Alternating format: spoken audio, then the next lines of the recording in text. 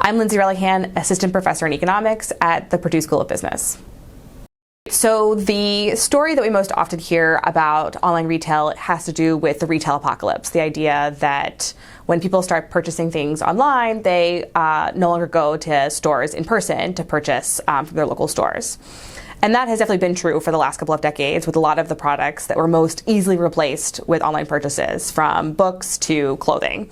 Like, I don't remember the last time that I went to a bookstore to simply buy a book. For me, bookstores are mostly about relaxing, maybe enjoying a cup of coffee and browsing, right?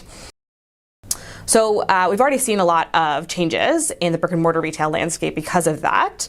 What's often underappreciated are some of the other spillover effects of those kinds of purchases. And that's what some of my research gets at directly, is trying to understand, are there ways in which some stores could actually benefit from the rise of online retail? So one of the things I study is what happens when consumers start using online grocery platforms to the wider set of stores that they visit.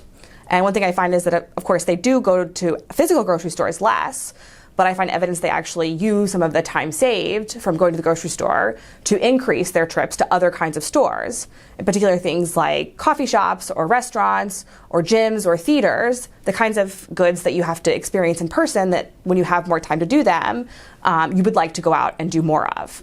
So there are actually ways in which some stores can win from this transition to online retail.